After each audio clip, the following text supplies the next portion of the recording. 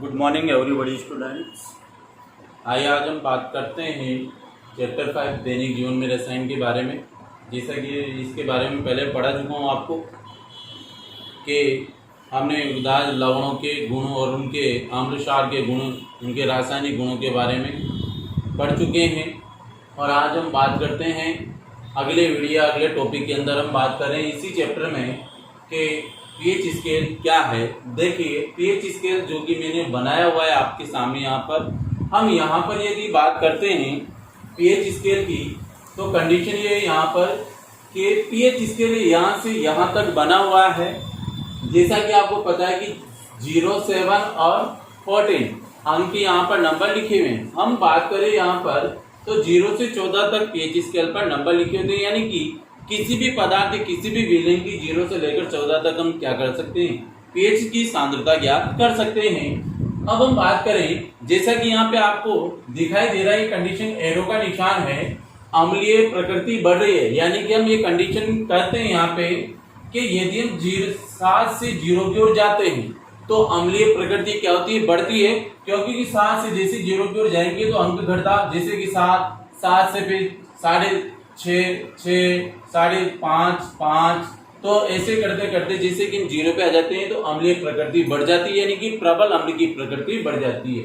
इसी कंडीशन पे यदि हम 7 पे ही रहते हैं तो 7 पर किसी भी विलेन के पदार्थ की प्रकृति क्या होती है, 0 होती है। यानी किसी भी पदार्थ का पीएच मान यहाँ पर क्या होता है, 0 हो जाता है, ना तो वह अम्लीय है ना ही क्षारीय।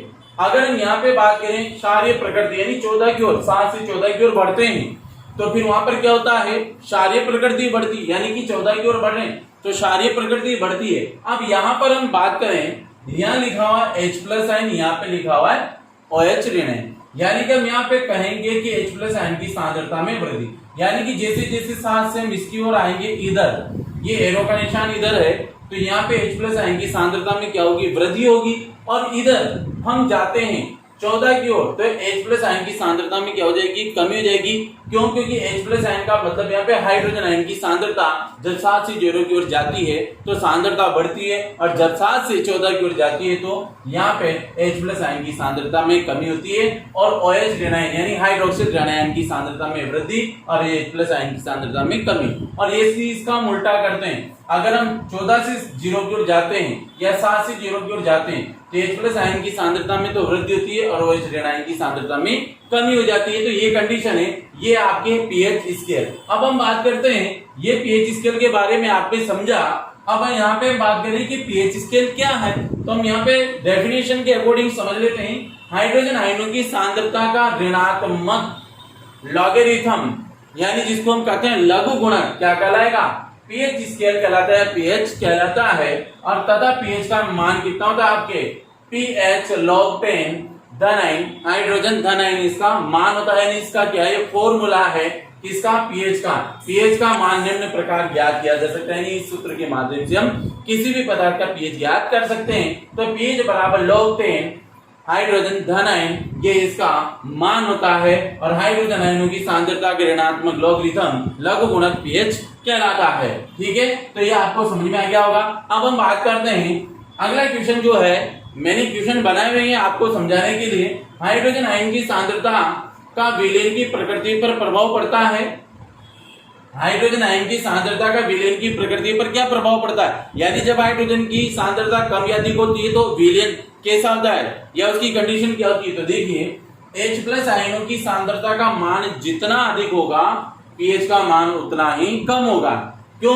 क्योंकि सांद्रता का मान जितना अधिक होता जाएगा पीएच मान उतना ही क्या होता जाएगा, कम होता। जैसे मान लीजिए यहाँ पर ये 0 से स्टार्ट हो रहा है और बढ़ता हो जा रहा है, तो यहाँ पर मान लीजिए कि यहाँ पे हाइड्रोजन आयन की सांद्रता का मान क्या है, कम, तो यहाँ पर इसका पीएच मान क्या होगा, अधिक है, यानी कि 0 है। अब यहाँ पे हमने बोला है कि आयनों का मान, H+ आयनों की सांद्रता का मान जितना अधिक है। अब H+ आयन की सांद्रता जैसे मान लीजिए इसका 1.0 है, 1.4 है, तो बढ़ता हुआ जाता है सांद्रता का मान, तो इसका पीएच मान क्या होता चला जाता है, कम होता चला जाता है। तो ये इधर से घटता हुआ आता है तो ये क्वेश्चन भी है बोर्ड में 1 नंबर का आपके, हाइड्रोजन के आयन की सांद्रता का विलयन की प्रकृति पर क्या प्रभाव पड़ता है। तो H+ आयनों की सांद्रता का मान जितना अधिक होगा pH का मान क्या होगा उतना ही कम होगा। तो H+ आयन की सांद्रता जितनी अधिक बढ़ती जाएगी उसका pH मान क्या होता चला जाएगा, कम होता हुआ चला जाता है। इसके बाद नेक्स्ट क्वेश्चन है अम्लीय क्षारीय उदासीन विलयन का pH मान बताइए। तो सीधी सी बात है कि जब 7 से कम हो तो क्या है आपके अम्लीय प्रकृति, यानी 0 से 7 के पहले यानी बीच में मध्यवर्ती वो क्या कहलाएगा अम्लीय प्रकृति। जब किसी विलयन का pH मान 7 हो तो क्या कहलाएगा उदासीन। जब किसी का pH मान 7 से अधिक हो तो क्या कहलाएगा विलयन क्षारीय प्रकृति का कहलाता है। अब मैं आपको बता दूं यहाँ पर कि कुछ पदार्थों के pH मान मैंने लिखे हैं, जैसे कि HCl है यहाँ पे। अब HCl आपके कंडीशन ये बता रही है कि HCl 2 प्रकार का होता है, एक तो सांद्र और एक तनु। तो यहाँ पे तनु सांद्र HCl का pH मान होता है आपके 0, या फिर इसको मान ले कि HCl हमारा pH मान आता है 0 और H2SO4 का आता है 1.0। जठरस जो आपके जठर ग्रंथियों द्वारा स्रावित होता है उसका pH मान होता है 1.4। नींबू के रस का होता है 2.4, शराब का जो होता है 2.8, सिरके का एसिटिक अम्ल जिसको हम कहते हैं इसका होता है 3, टमाटर के रस का होता है 4.1, मानव मूत्र का होता है 4.8 से 8.4 के समथिंग होता है। मध्य में सेब जो आपके सेब खाने के होते हैं या जो सोडा वाटर होता है उसका pH मान होता है 3.0। अचार जो आप खाते हैं उसका होता है 3.5 से 3.9। दही का 6.0, दूध का आके 6.5। आंसू जो आपके आंखों से निकलते हैं उसका होता है pH मान 7.4।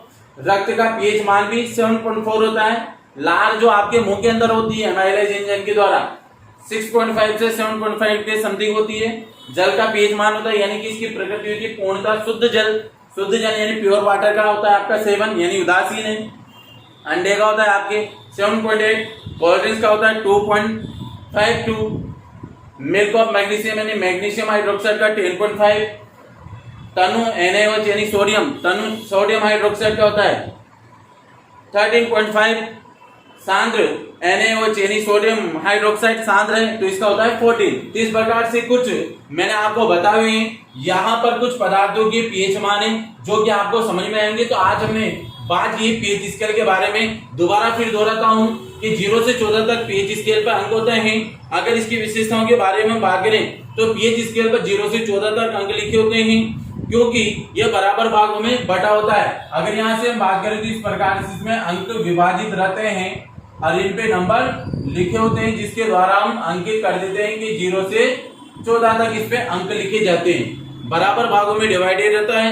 0 से 7 के मध्य आपकी क्या है अम्लीय प्रकृति, 7 पर आपकी उदासीन और 7 से 14 के मध्य क्या होता है क्षारीय प्रकृति का होता है।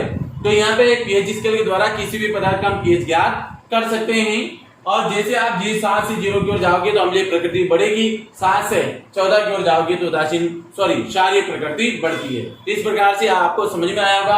आज pH स्केल के बारे में हमने अध्ययन किया। अगले वीडियो हम बात करेंगे कि यहाँ पे pH स्केल के बाद pH का दैनिक जीवन में क्या महत्व, इसके बारे में अगले वीडियो में बात करते हैं। Thank you so much.